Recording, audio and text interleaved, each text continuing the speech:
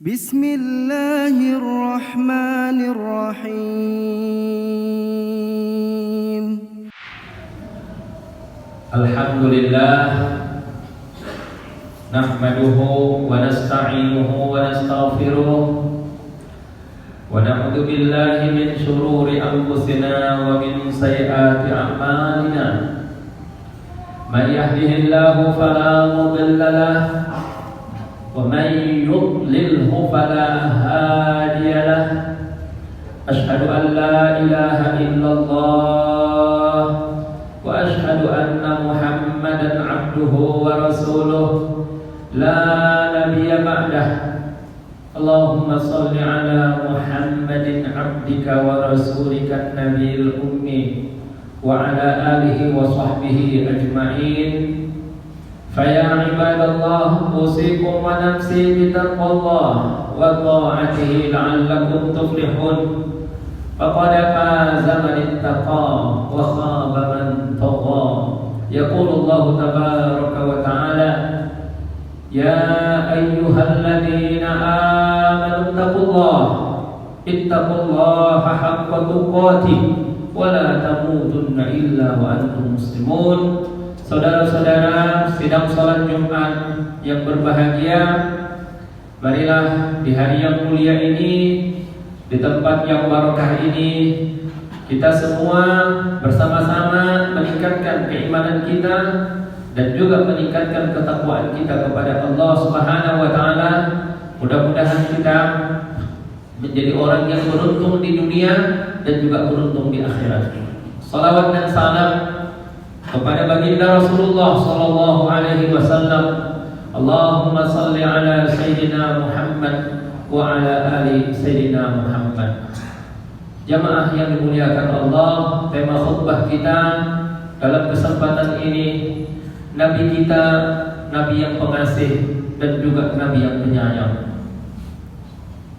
Allah Subhanahu wa taala memilih seorang manusia untuk menjadi nabi akhir zaman, untuk menjadi khatamul anbiya. Maka pilihan itu jatuh kepada Nabi Muhammad sallallahu alaihi wasallam. Allah yaj'alu risalatahu haitsu yasha.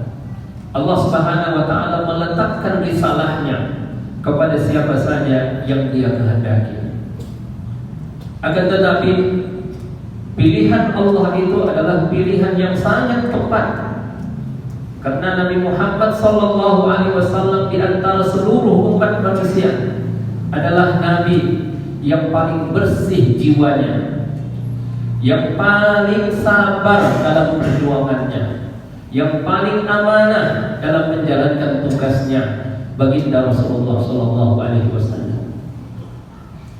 Allah perintahkan Nabi sallallahu alaihi wasallam untuk memiliki akhlakul karimah, dan Nabi sallallahu alaihi wasallam memiliki akhlakul karimah, dan hal itu sampai mendapatkan pengakuan dari Allah Subhanahu wa taala, wa innaka la'ala khuluqin azim. Engkau wahai Muhammad pemilik akhlak yang agung. Tidak ada yang lebih mulia akhlaknya, tidak ada yang lebih agung akhlaknya melebihi dari Rasulullah sallallahu alaihi wasallam. Keadilannya, kejujurannya, kasih sayangnya, keberaniannya, dan juga semua sifat-sifat yang baik ada pada diri Rasulullah sallallahu alaihi wasallam. Di antara sifat dan akhlak mulia Rasulullah sallallahu alaihi wasallam adalah sifat kasih sayang. Dan sifat kasih sayang itu tampak kita lihat dalam dakwah Rasulullah sallallahu alaihi wasallam. Fa bima rahmatin min Allah linta lahum walau kunta faddan ghalizal qalbi lam faddu min hawlik. Maka dengan rahmat dari Tuhanmu engkau lemah lembut terhadap umatmu, terhadap orang-orang yang engkau dakwahi, kata Allah Subhanahu wa taala di dalam Al-Qur'an. Dan kalau kita perhatikan syariat yang dibawa oleh Nabi Muhammad SAW adalah syariat yang penuh dengan kasih sayang. Ya. Allah Subhanahu wa taala tidak membebani kita dan tidak mewajibkan kita kecuali dengan kemampuan kita. Ya. La yukallifullahu nafsan illa wus'aha. Allah tidak membebani seseorang kecuali dengan kemampuan yang ada padanya. Allah wajibkan kita sholat berdiri, ya. Tapi ketika kita tidak mampu berdiri, Allah bolehkan kita sholat dalam keadaan duduk. Dan kalau kita tidak mampu duduk, Allah bolehkan kita sholat dalam keadaan terbaring. Dan kalau kita tidak mampu lagi sholat dalam keadaan berbaring, Allah izinkan kita sholat walaupun hanya dengan isyarat. Syariat ini diturunkan oleh Allah Subhanahu wa taala bukan untuk mencelakai kita, bukan untuk menyusahkan kita. Lihat dalam surah Taha, "Ma anzalna 'alaikal Qur'ana litashqa illa tadhkirah." Kami tidak menurunkan Al-Qur'an ini, kami tidak menurunkan agama ini untuk membuat engkau celaka dan untuk membuat engkau susah. Tapi Allah turunkan agama ini demi kebahagiaan umat manusia. Jamaah yang dimuliakan Allah Subhanahu wa taala. Banyak sekali contoh-contoh bahwa agama ini adalah agama cinta dan juga agama kasih sayang. Dalam kaidah fikih dikatakan idza dhaqa ittasa. Syariat ini apabila sempit dia akan luas. Ya. Inna ma'al usri yusra. Di setiap kesulitan ada kemudahan. Contoh bahwa kita mestinya kalau sholat harus berdekatan. Tapi ketika kondisi tidak mengizinkan dan kondisi tidak memungkinkan, maka kita diizinkan untuk sholat dengan berjarak seperti yang ada pada saat ini. Ya. Ketika kita musafir, Allah izinkan kita untuk sholat jamak. Karena orang yang musafir kadang sulit untuk mendapatkan air, kadang sulit untuk qada hajat, kadang sulit, kadang terburu-buru untuk sampai ke tujuan. Allah izinkan kita untuk sholat jamak taqdim ataupun jamak takhir. Bahkan Allah izinkan kita untuk qasar sholat. Bukan hanya sholat jemaah sekalian, bahkan puasa pun boleh tidak berpuasa bagi orang yang sedang musafir. Faman kana minkum maridan aw ala safarin fa'iddatun min ayyamin ukhra. Agama ini adalah agama rahmah dan juga agama kasih sayang. Dan ada orang-orang yang dikhususkan Nabi dengan penuh cinta dan penuh kasih sayang dan penuh perhatian. Di antaranya adalah orang-orang lemah dan para anak yatim. Rasulullah SAW mengatakan, "Ana wa kafilul yatimi kahataini." Aku dan orang yang menjaga anak yatim, yang menjamin anak yatim seperti ini, dekatnya dengan Rasulullah SAW. Datang seorang sahabat mengadu kepada Rasulullah SAW, "Ya Rasulullah, hatiku keras." Ya, kata Rasulullah kepadanya, "Apakah engkau mau hatimu jadi lembut?" Maksudnya lembut itu bisa menerima nasihat, ya, mendengarkan ayat Al-Quran langsung terpengaruh, langsung berubah. Itu namanya hati yang lembut. Kata Rasulullah SAW, cintai anak yatim, beri makan anak yatim seperti apa yang engkau makan di rumah. Dan bukan hanya itu, wamsah ra'sahu, dan usaplah kepala anak yatim. Jamaah yang dimuliakan oleh Allah Subhanahu wa taala. Bahkan kalau kita lihat agama ini begitu mencintai, begitu memberikan perhatian kepada orang-orang yang sudah sepuh, kepada orang-orang yang sudah lanjut usia. Kata Rasulullah SAW, "Inna min ikramillah," di antara bentuk memuliakan Allah adalah memuliakan orang-orang yang sudah sepuh umurnya. "Laisa minna man lam yuwaqqir kibarana." tidak masuk dari golongan kami. Orang yang tidak hormat kepada orang yang sudah sepuh, kepada orang yang lebih tua, dan tidak termasuk dari golongan kami orang-orang yang tidak cinta kepada anak kecil. Rasulullah kalau ketemu anak kecil, beliau bercanda dengan anak kecil, bergurau dengan anak kecil. Itulah Rasulullah SAW sangat mencintai.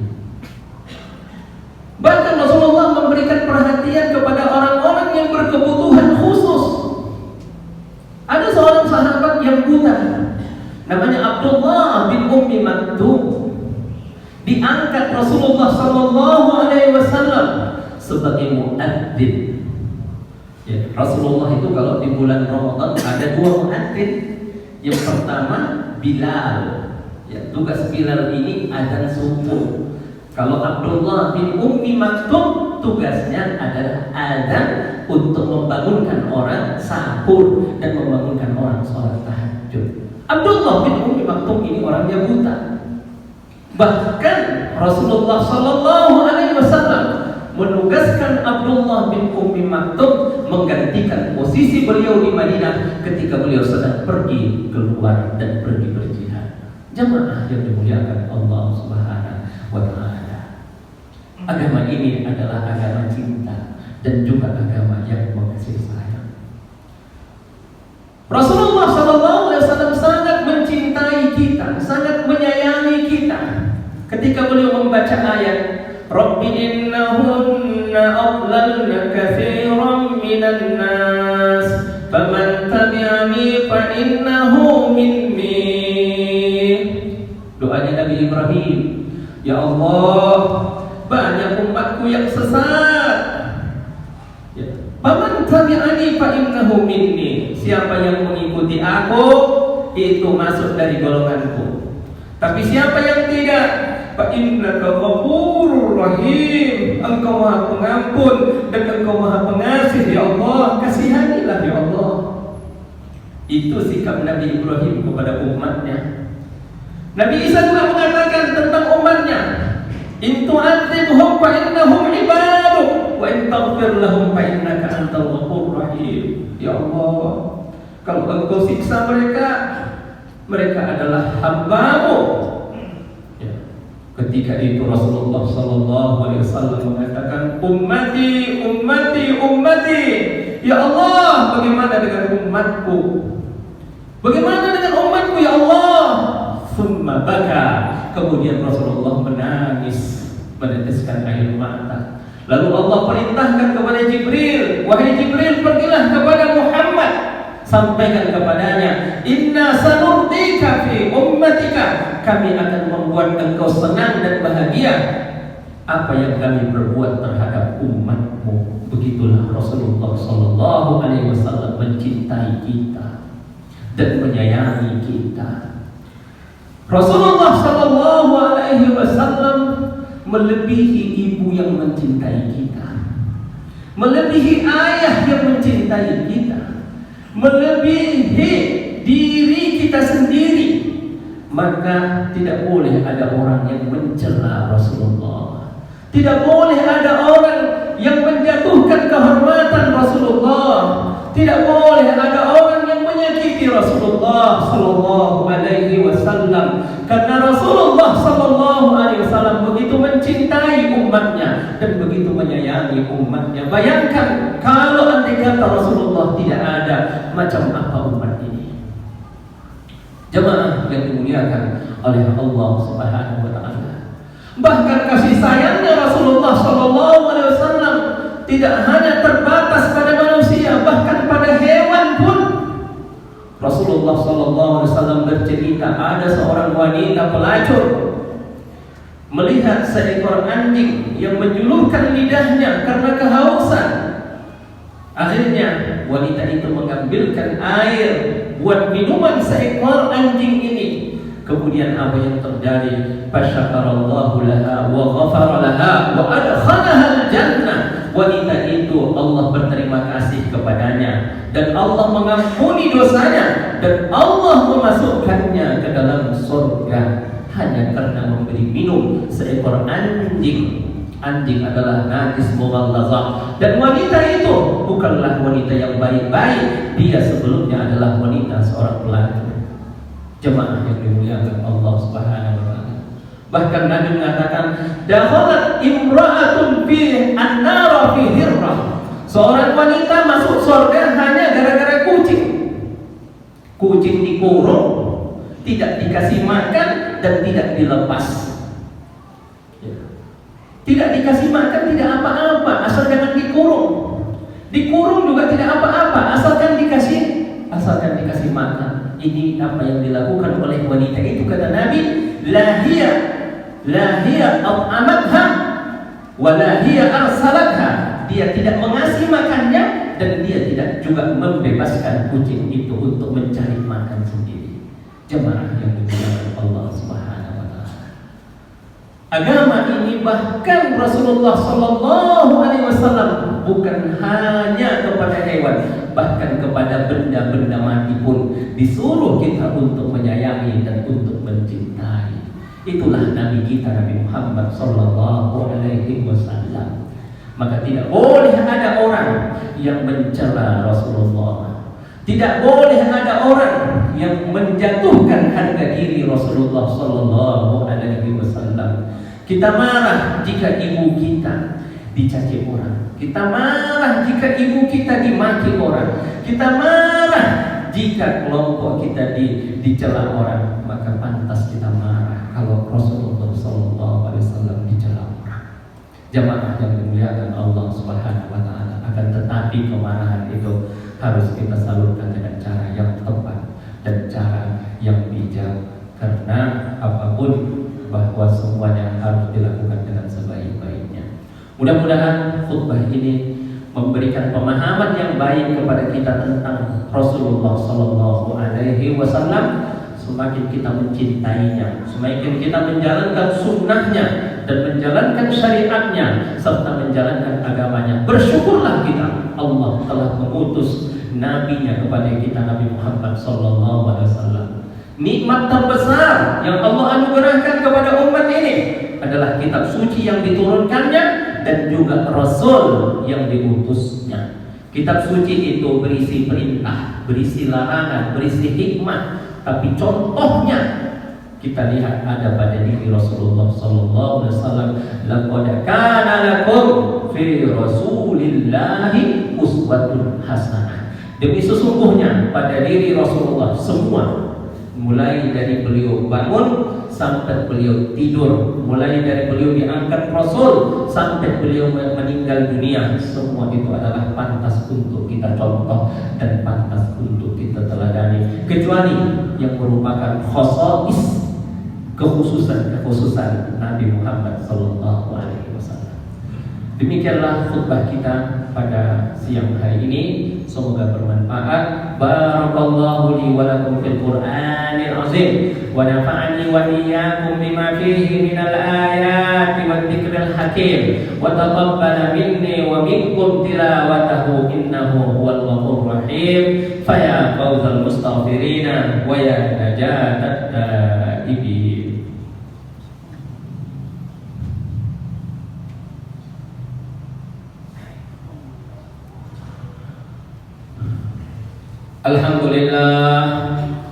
Alhamdulillahilladzi hadana li hada wa ma kunna linahtadiya laula an hadana Allah. Ashhadu an la ilaha illallah wa ashhadu anna Muhammadan abduhu wa rasuluh la nabiyya ba'dah. Allahumma shalli ala Muhammad wa ala ali Muhammad. Faya ibadallah, usikum wa nafsi bitaqwallahi wa ta'atihi la'allakum tuflihun. Ya ayuhan nasu taqu rabbakum inna zalzalatas sa'ati syai'un 'azim. Wa'lamu anna Allah amarakum bi amrin bada'a bi nafsihi wa sanna bi malaikatihi faqala 'azza min qa'il inna Allaha wa malaikatahu yusalluna 'alan nabi ya ayyuhalladzina amanu sallu 'alaihi wa sallimu taslima. Allahumma salli wa sallim ala habibika wa rasul رسولك النبي الأمي وعلى آله وأصحابه وذرياته وأهل بيته ومن تبعهم بإحسان إلى يوم الدين. وارض اللهم عن سادتنا أبي بكر وعمر وعثمان وعلي وعن الصحابة أجمعين وعن التابعين وتابعيهم بإحسان إلى يوم الدين. اللهم اغفر للمسلمين والمسلمات والمؤمنين والمؤمنات الأحياء منهم والأموات إنك يا مولانا سميع قريب مجيب الدعوات ويا قاضي الحاجات. اللهم ول أمورنا خيارنا، اللهم ول أمورنا خيارنا ولا تول أمورنا شرارنا. اللهم اجعل بلدتنا إندونيسيا بلدة آمنة مطمئنة وسائر بلاد المسلمين. اللهم ادفع عنا البلاء والغلاء والوباء والفحشاء والمنكر ما ظهر منها وما بطن من بلدتنا هذه إندونيسيا خاصة ومن بلدان المسلمين عامة إنك على كل شيء قدير. اللهم آمين. عباد الله، إن الله يأمر بالعدل والإحسان وإيتاء ذي القربى وينهى عن الفحشاء والمنكر والبغي يعظكم لعلكم تذكرون. ولذكر الله أكبر والله يعلم ما تصنعون. وأقم الصلاة. فبأي آلاء ربكما تكذبان